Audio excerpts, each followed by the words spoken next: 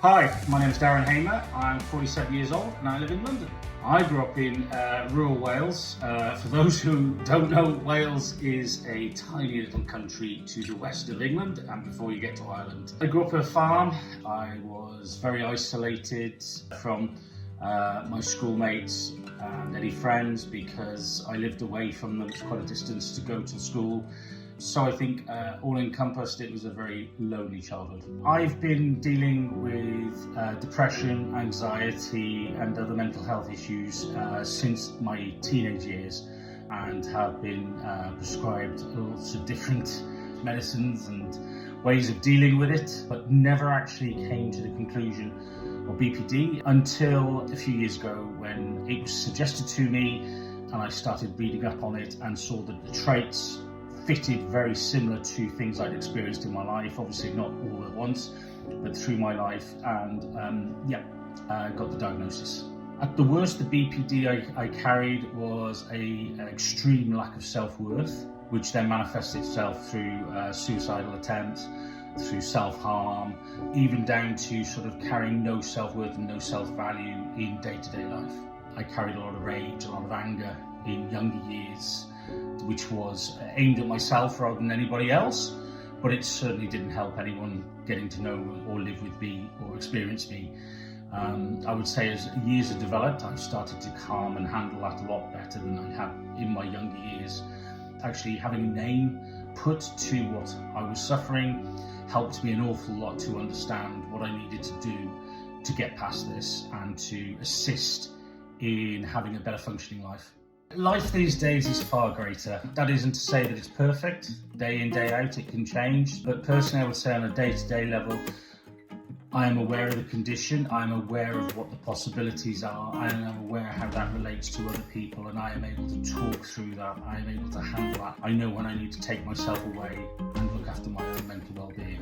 What I'm really proud of today is the ability to talk about my condition, talk about my life, and what I can do and what others can do to help me.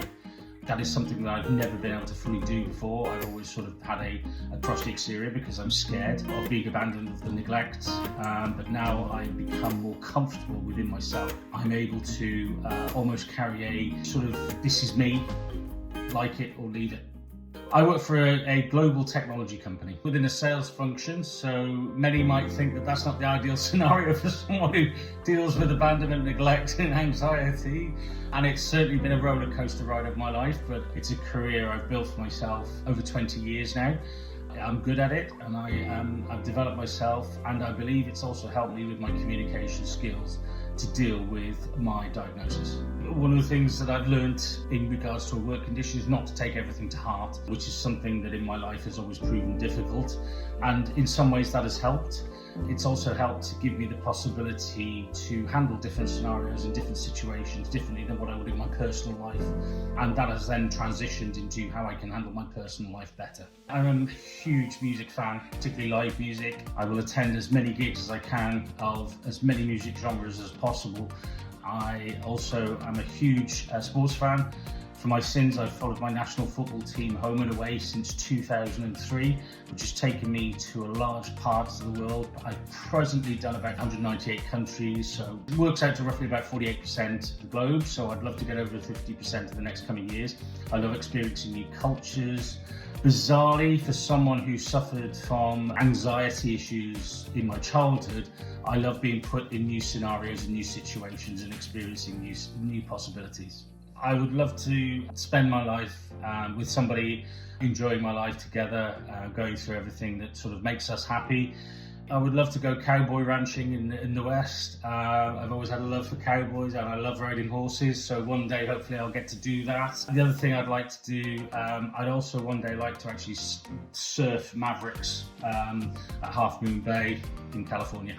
For somebody who's newly diagnosed with BPD, I would suggest taking time for yourself to read as much material as you can from various sources and various ways of looking at it. I myself looked at the good stuff and also the bad stuff to see where it was stigmatized. Equally, I would then also talk to people. I've found varying degrees of people in my life. I've had people who just aren't willing to listen, And very quickly you start to assess the worth of those people in your life. But I've also been amazed and humbled by the reaction of my friends and my long-standing friends.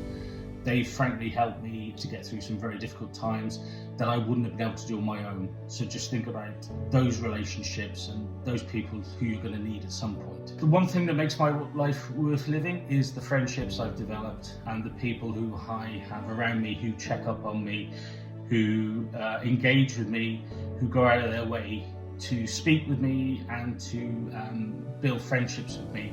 I'm very humbled by that, by somebody who's never had that in their life. It starts to give you meaning, and it starts to give you actual sort of value to your own life, to have people know that they actually care about you. I think one of the most important things that I've developed since my diagnosis is it's all about forgiveness. It's knowing, as much as we ask people to walk in our shoes, it's important to walk in other people's shoes and understand the scenarios and situations that they themselves might have found in their life.